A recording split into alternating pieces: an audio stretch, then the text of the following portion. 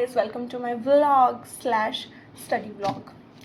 जो मैंने आप लोगों को कल DSSB PRT स्पेशल एजुकेशन का पार्ट ए का सिलेबस एक्सप्लेन किया था, आज मैं उसकी डिटेल एक्सप्लेनेशन दूंगी। कल मैंने आप लोगों को बताया था कि कौन सा सब्जेक्ट कितने मार्क्स कैरी करता है और उसके अंदर हमें क्या क्या चीज़ें पढ़नी है। आज मैं आपको उससे भी ज़्यादा डिटेल में एक्सप्लेन करने वाली हूँ कि कौन से सब्जेक्ट से कौन सा टॉपिक कितने मार्क्स का आने वाला है, प्रीवियस ईयर में वो कितने मार्क्स का क्वेश्चन आ चुका था और इस बार आपको किन किन टॉपिक्स पर सबसे ज़्यादा ध्यान देना है। तो इसके अंदर मैं आपको ये देखिए ये सब चीज़ें एक्सप्लेन करने वाली हूँ कि कौन सा सिलेबस है, कौन सा टॉपिक कितने मार्क्स कैरी करता है, सब चीज़ें। अभी मैं आप लोगों को जनरल अवेयरनेस का जो कि 20 मार्क्स का पोर्शन है उसके अंदर सब्जेक्ट वाइज डिटेल टॉपिक बताने वाली हूँ कि क्या क्या चीज़ें पढ़नी हैं। और मैंने PYQs एनालाइज करके ये चार्ट क्रिएट किया है। करंट अफेयर्स के अंदर अप्रॉक्सीमेटली हर साल क्वेश्चंस आते ही आते हैं। लास्ट टाइम 2021 में जो एग्ज़ाम हुआ था उसमें भी 2 से 3 क्वेश्चंस आए हुए हैं। 2024 के एग्ज़ाम में भी 3 to 5 क्वेश्चंस आए हुए हैं।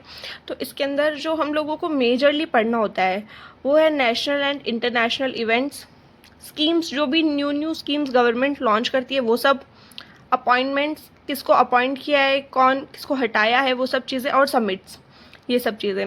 हिस्ट्री के अंदर एंशियंट, मिडाइवल, मॉडर्न, तीनों के तीनों पोर्शन ही पढ़ने होते हैं।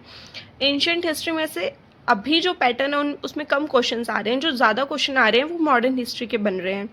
और फ्रीडम स्ट्रगल और फ्रीडम फाइटर्स, इनसे ज़रूर क्वेश्चन आता है। एक महात्मा गांधी, उनसे क्वेश्चन हर बार आता ही आता है। फिर इंडियन पॉलिटी और कॉन्स्टिट्यूशन में हमें क्या क्या करना है। DPSP बहुत इंपॉर्टेंट है। फंडामेंटल राइट्स, अमेंडमेंट्स, आर्टिकल्स, जो बेसिक आर्टिकल्स होते हैं, जो एजुकेशन रिलेटेड आर्टिकल होते हैं वो तो आपको छोड़ने ही नहीं है, वो उतने तो आपको अच्छे से पढ़ लेने हैं। फिर हमें पढ़ना होता है ज्योग्राफी। ज्योग्राफी में से भी 1 से 2 क्वेश्चन आते ही हैं। पॉलिटी कंपैरिजन में ज़्यादा क्वेश्चंस आते हैं ज्योग्राफी के। इसके अंदर इंडिया और वर्ल्ड दोनों पढ़नी है। अगर आप जो बेसिक अपनी बुक्स वाली होती है उतनी पढ़ लोगे तो भी काफ़ी होगी। फिर आते हैं जनरल साइंस। साइंस के अंदर बहुत बेसिक क्वेश्चंस आते हैं, हाई लेवल के क्वेश्चंस नहीं आते हैं साइंस के अंदर। बायो के अंदर डिजीज़, ह्यूमन बॉडी स्ट्रक्चर, उसके अंदर से हार्ट, ब्रेन, इन चीज़ों से क्वेश्चंस आते हैं। फिर हम आते हैं स्पोर्ट्स पे। स्पोर्ट्स पे जो रिसेंट स्पोर्ट्स इवेंट्स होते हैं उनके क्वेश्चंस आते हैं। प्लेयर के बारे में आता है कि कौन सा प्लेयर ने कौन सा गेम खेला है, किसको कौन सा अवार्ड मिला है, वो सब चीज़ें, मतलब कौन सा मेडल मिला है, वो सब। अवार्ड्स एंड ऑनर्स, इसमें से भी 1-2 क्वेश्चन आ जाते हैं जो रिसेंट के होते हैं। ये सब करंट अफेयर के अंदर मर्ज होके ही आता है। फिर इसके अंदर आता है books and author. Books and author के अंदर एक क्वेश्चन अगर बने तो बने, वरना कोई ज़रूरी भी नहीं है कि बनेगा। इसके अंदर फेमस बुक्स जो कि करंट में किसी ने लिखी है, फेमस हो, या फिर फ्रीडम स्ट्रगल के टाइम पे फ्रीडम फाइटर्स के ने जो बुक्स लिखी होती है, जो न्यूज़पेपर लिखे होते हैं, वो सब चीज़ें आते हैं। फिर उसके बाद आता है बजट इकोनॉमी, जो करंट में बजट आता है। बजट को करंट अफेयर्स से कनेक्ट करके ही क्वेश्चन बनता है बजट का क्वेश्चन। तो गवर्नमेंट की स्कीम, जो भी कोई स्कीम न्यू लॉन्च हुई है वो सब स्कीम्स आती है। इम्पॉर्टेंट डेज, नेशनल और इंटरनेशनल डेज, ये तो आपको पढ़ ही लेने हैं, इससे तो क्वेश्चन बन ही जाएगा। जो इम्पॉर्टेंट डेज का क्वेश्चन है वो करंट अफेयर से कनेक्ट करके भी आ सकता है, हिस्ट्री का भी आ सकता है, पॉलिटी का भी आ सकता है, ये सब आपस में कनेक्टेड होते हैं। फिर आर्ट एंड कल्चर होता है। आर्ट एंड कल्चर का क्वेश्चन हिस्ट्री से कनेक्ट होके ही आएगा। और देन इन्वायरमेंट के बहुत बेसिक क्वेश्चन होते हैं। अगर आप बाकी सब चीज़ें करोगे, ज्योग्राफी करोगे, साइंस करोगे, तो उसके अंदर ये चीज़ें कवर हो जाती है। ये जो पूरी चीज़ें हैं ये सब 20 मार्क्स की आती है, जो जनरल अवेयरनेस का टॉपिक है अपना। तो आपको जो मेजर होता है, करंट अफेयर तो आपको करना ही करना है। करंट अफेयर सबसे ज़्यादा इंपॉर्टेंट होता है। फिर उसके बाद साइंस, क्योंकि basic day to day life की साइंस पढ़नी होती है हमें। पॉलिटी के अंदर आपको कॉन्स्टिट्यूशन, उसका basic, fundamental right, DPSP, amendments, ये सब चीज़ें पढ़नी है। हिस्ट्री के अंदर आपको मॉडर्न हिस्ट्री और थोड़ी बहुत आप मिडिवल भी पढ़ सकते हो। और ज्योग्राफी बेसिक रिवर्स और ये सब चीज़ें पढ़नी है। आप लोगों को रीजनिंग का एनालिसिस करके बताती हूँ कि इस 20 क्वेश्चन के अंदर हमें कौन कौन से टॉपिक करने हैं, किस टॉपिक में से कौन से क्वेश्चन आएंगे। एनालॉजी, सीरीज, कोडिंग, डिकोडिंग, इनमें से क्वेश्चन आ ही जाएंगे। एनालॉजी के अंदर वर्ड एनालॉजी, नंबर एनालॉजी, कोई सा भी आ सकता है।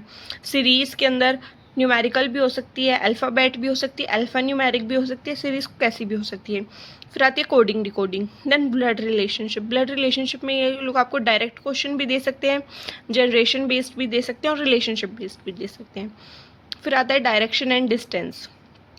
इसके अंदर बेसिक जो डायरेक्शन के क्वेश्चन होते हैं, बहुत घुमा फिरा के बहुत बड़ा क्वेश्चन नहीं आने वाला है। स्टेटमेंट और कंक्लूजन के क्वेश्चन, इसके अंदर स्टेटमेंट, अजम्पशन, कंक्लूजन के क्वेश्चंस आते हैं। फिर आता है आपका स्टेटमेंट, कोर्स ऑफ एक्शन। फिर आता है syllogism, then Venn diagram, then puzzle, then miscellaneous. कुछ भी एक दो टॉपिक्स ऐसे होते हैं जो सबसे मिक्स होके आ सकते हैं, जैसे इसके अंदर डाइस आ जाएगा, पजल आ जाएगा, रैंकिंग के आ जाएंगे, लॉजिकल रीजनिंग आ जाएगी। मिसलीनियस में कुछ भी 3-4 क्वेश्चंस आ जाते हैं अलग अलग टॉपिक से। सबसे ज़्यादा जो सीरीज़ के होते हैं, ब्लड रिलेशनशिप के क्वेश्चन होते हैं, ये बहुत ज़्यादा आते हैं।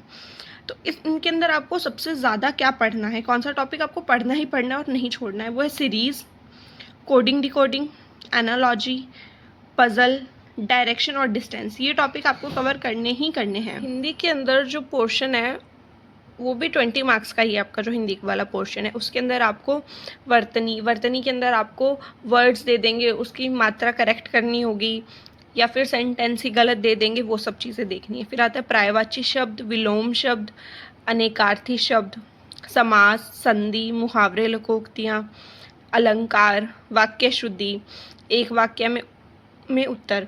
इसके अंदर आपको एक वर्ड दे देंगे, उसका मीनिंग एक्सप्लेन करना होगा, ये सब चीज़ें होती हैं। हिंदी बहुत बेसिक होती है, हिंदी ज़्यादा मुश्किल नहीं आती। अगर आपने किसी भी कॉम्पिटिटिव एग्ज़ाम के लिए हिंदी पढ़ी है या 12th तक हिंदी पढ़ी है आपने स्कूल में, तो भी आपका इजीली हो जाएगा। हिंदी के लिए आपको PYQs लगा लेना और कुछ थोड़े बहुत जहाँ टॉपिक में आपको दिक्कत हो उस टॉपिक की एक्स्ट्रा क्लास ले लेना, उतने में हिंदी आपकी पूरी कवर हो जाएगी। इसके अंदर जो वर्तनी है, पर्यायवाची, विलोम है, ये बहुत सारे होते हैं, हम कितने भी पढ़ लें तो ये आप जितने ज़्यादा प्रैक्टिस करोगे आपको उतने ज़्यादा आएंगे। समास और संधि, ये दो टॉपिक ऐसे हैं कि जहाँ से क्वेश्चन आता ही आता है, तो ये दो टॉपिक तो आप एकदम अच्छे से कर ही लेना। अब मैं आप लोगों को इंग्लिश का जो 20 मार्क्स का पोर्शन है वो एक्सप्लेन करती हूँ। इंग्लिश के अंदर ग्रामर से 4 to 5 क्वेश्चन आ ही जाते हैं। उसके अंदर पार्ट्स ऑफ स्पीच, इसके अंदर tense, voice, narration, article, preposition, किसी से भी क्वेश्चन बन सकता है। देन वोकैब के क्वेश्चन आते हैं, सिनोनियम, antonym and one word substitution. सिनोनियम antonym आप कितने भी पढ़ लो कम ही रहते हैं, क्योंकि आपको नहीं पता होगा कि ये कहाँ से आएगा। तो सिनोनियम एंटोनियम का क्वेश्चन अगर आपको आता हो, करेक्टली पता हो, तो आप तभी आपको अटेम्प्ट करना है, वरना आप मत करना। और ये जितना आप प्रैक्टिस करोगे, जितने ज़्यादा वीडियोस देखोगे, उसी से आपको आएगा। फिर फिल इन द ब्लैंक्स के क्वेश्चन आते हैं। फिल इन द ब्लैंक्स भी ग्रामर के पोर्शन में से ही उठ के आता है। एरर डिटेक्शन आता है, सेंटेंस इंप्रूवमेंट आता है, ईडियम फ्रेजेस आता है। ईडियम फ्रेजेस का भी 1 या 2 क्वेश्चन बनेंगे ही बनेंगे। देन कॉम्प्रीहेंशन आता है, आपको पैसेज पढ़ना होता है, पैसेज पढ़ के आपको उसके अंदर के जो पोर्शन होते हैं वो सब चीज़ें सॉल्व करनी होती है। स्पेलिंग, कन्फ्यूजिंग वर्ड्स और सिनोनियम एंटोनियम। दोबारा से सिनोनियम एंटोनियम तो देखो आएगा ही आएगा, बट आपको या तो बहुत श्योर होना चाहिए या फिर आप एक मेथड यूज़ कर सकते हैं, एलिमिनेशन मेथड। उसके अंदर आपको पता होगा कि 4 ऑप्शन दिए हुए हैं, आपको पता है कि ये ऑप्शन तो नहीं ही होने वाला है, तो उसको हटा दो। एक और भी पता है, फिर जो लास्ट 2 बचते हैं उसमें से आप गेस ले सकते हैं। तो इसके अंदर आपको जो ग्रामर है अपनी, वो बहुत ज़्यादा स्ट्रॉन्ग करनी होगी। उसके साथ आपको वोकैबुलरी पढ़नी है। ईडियम फ्रेजेस के लिए आपको उतना ज़्यादा मेहनत नहीं भी करोगे तो भी चलेगा, क्योंकि ये ज़्यादा मुश्किल नहीं आता, आपका पढ़ा हुआ होगा, आपका आसानी से हो जाएगा। आपको ग्रामर बेसिकली 1 या 2 घंटे डेली करोगे तो हो जाएगी, 1 महीने में या उससे भी पहले कंप्लीट हो ही जाएगी ग्रामर, क्योंकि बहुत ज़्यादा बड़ा पोर्शन नहीं आ रहा है इंग्लिश ग्रामर का। आते हैं न्यूमेरिकल एबिलिटी और मैथ्स के सेक्शन पर। ये भी 20 मार्क्स का होता है और इसमें हमें पहले बेसिक स्ट्रॉन्ग करना होता है, क्योंकि हम लोग अगर डायरेक्टली हार्ड टॉपिक्स पे जाते हैं तो हमें मैथ्स कंफ्यूजिंग लगने लगता है, और मोस्टली बच्चों को मैथ्स सबसे ज़्यादा हार्ड लगता है, इसलिए वो इसे स्किप कर देते हैं। बट हम लोग इसे स्किप नहीं कर सकते हैं, क्योंकि ये 20 मार्क्स काफ़ी ज़्यादा होते हैं, 20 क्वेश्चन बहुत होते हैं, तो हम लोगों को पढ़ना तो पड़ेगा ही। क्योंकि इसके अंदर से अगर मान लो हम 11 या 12 क्वेश्चन भी सही कर देते हैं तो हमारा जो फाइनल काउंट होता है उसमें ये बहुत ज़्यादा फर्क डाल देता है। सबसे पहले हम नंबर सिस्टम करेंगे, जिसमें नंबर्स के टाइप, डिविजिबिलिटी रूल्स, फैक्टर और मल्टीपल्स कवर करेंगे। उसके बाद हम लोग सिंप्लीफिकेशन करेंगे, जिसके अंदर BODMAS, calculation tricks, basic operation practice, ये सब करेंगे। फिर उसके बाद आता है परसेंटेज। परसेंटेज के अंदर हम लोगों को उसके अलग अलग तरह के कंसेप्ट और उसकी क्वेश्चन प्रैक्टिस करनी होती है, क्योंकि आगे के टॉपिक्स में फिर इसका बहुत ज़्यादा यूज़ रहता है। फिर उसके बाद आता है रेशियो प्रोपोर्शन, और फिर एवरेज करेंगे उसके बाद हम लोग। ये ज़्यादा हार्ड टॉपिक नहीं होते हैं। उसके बाद हम लोगों को प्रॉफिट एंड लॉस करना होता है, जिसमें cost price, selling price, profit percentage, discount, ये सब वाले क्वेश्चंस आते हैं। इसके बाद आता है time work, time and distance, जिसमें फॉर्मूलाज से क्वेश्चन हो जाते हैं। आप जितना ज़्यादा क्वेश्चन प्रैक्टिस करते रहेंगे उतने इजीली आपके क्वेश्चन होते रहेंगे, ये फॉर्मूला बेस्ड होते हैं। उसके बाद सिंपल और कंपाउंड इंटरेस्ट आता है।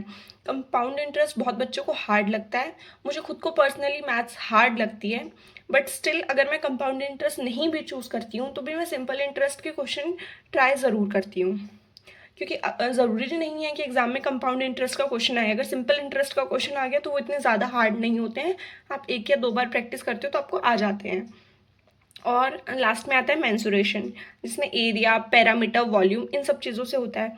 ये भी फॉर्मूला बेस्ड क्वेश्चन है। फॉर्मूलाज आपको अगर याद है, क्वेश्चन देख के आपको समझ आया है कि ये फॉर्मूला लगेगा, तो बहुत ईजिली हो जाते हैं। तो ये पूरा था मैथ्स का। इसके अंदर अब आपके जो परसेंटेज के क्वेश्चन होते हैं, प्रॉफिट लॉस के, टाइम एंड वर्क के, रेशियो एंड प्रोपोर्शन के, ये बहुत ज़्यादा आपके टॉपिक्स हैं जिनसे क्वेश्चन आएंगे ही आएंगे। नंबर सिस्टम से भी क्वेश्चंस आ जाते हैं। नंबर सिस्टम से स्टेटमेंट बेस्ड क्वेश्चन आते हैं जो कितने टफ भी नहीं होते, बहुत बेसिक क्वेश्चंस होते हैं। 5th 6th 8th तक की मैथमेटिक्स से आते हैं नंबर सिस्टम के क्वेश्चन। तो आप एक बार बेसिक नंबर सिस्टम कर लोगे तो आपके 2 या 3 क्वेश्चन तो वैसे ही ठीक हो जाएंगे। तो ये था DSSB PRT special education part A का रोड मैप। मैंने आपको बता दिया है कि हर सेक्शन कितने मार्क्स का है और उसके मेजर टॉपिक क्या क्या हैं। अब मैं इन टॉपिक्स को स्टेप बाय स्टेप प्रिपेयर करूँगी और अपनी जर्नी आप लोगों के साथ शेयर करूँगी। अगर आपको किसी भी टॉपिक को लेकर कोई भी डाउट हो तो कमेंट करके बता सकते हो। मिलते हैं नेक्स्ट वीडियो में। बाय।